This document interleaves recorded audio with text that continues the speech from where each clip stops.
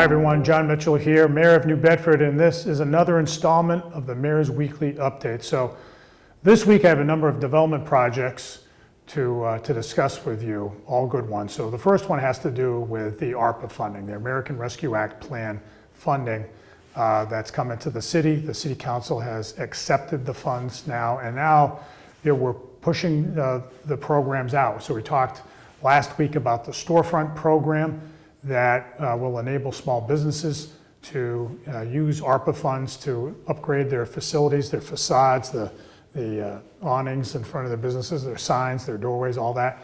In addition, we put something out last week also that will facilitate the construction of new apartment buildings.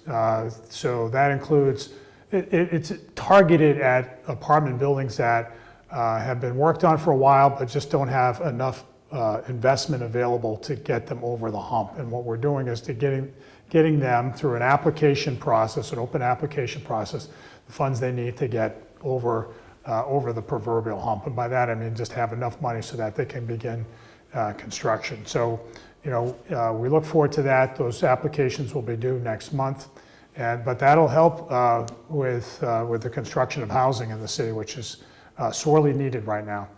There are a number of other major projects that have taken steps forward. So we learned from the state yesterday that at long last there is some forward motion on the New Bedford-Fairhaven Bridge. It's taken a long time to get to that point, but the state told us that it will move forward to a design phase, which will enable it ultimately to go to construction. We have to continue to keep the pressure on the state to ensure that that happens, but that is a major piece of infrastructure in the middle of our city that is long overdue for replacement. As we all know, everybody's been, quote, stuck on the bridge at some point.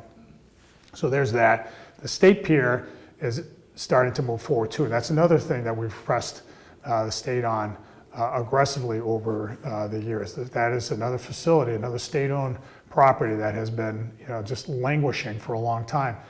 This week the state invited proposals for investment on the site. And this is something that's taken us literally 10 years to get to.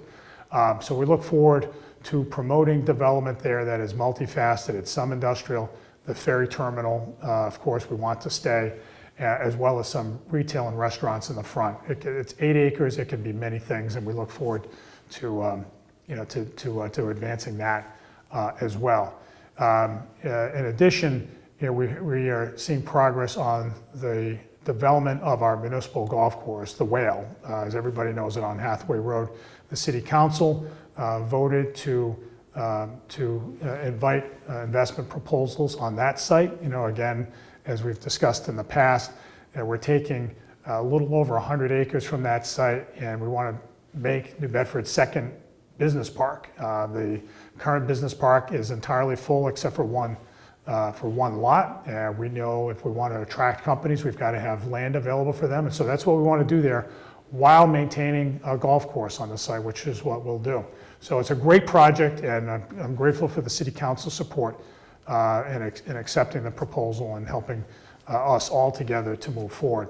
The last thing I'll just say is, and this doesn't have to do with economic development, but it's spring now, the weather's gotten there. We're finally warming up, and that means spring sports. So I just encourage everybody to come on out and root for all the high school teams in Greater New Bedford. You might see me out there as well, but it's one of the great things about living in Greater New Bedford are the high school sports rivalries. We don't have a professional sports team here. What we have are great programs that have long traditions and long rivalries, and it's always even years after you're done playing, it's always a lot of fun to talk about way back when in games that were hotly contested, and so kids right now are making those memories for themselves. And so come on out and get behind them, and we appreciate all that the parents do to get their kids there, the student athletes themselves, and of course the coaches, who are intimately involved in the development of our young student athletes. So we want to thank them as well, and hopefully we'll see you out there. That's been my weekly update. We'll see you next week.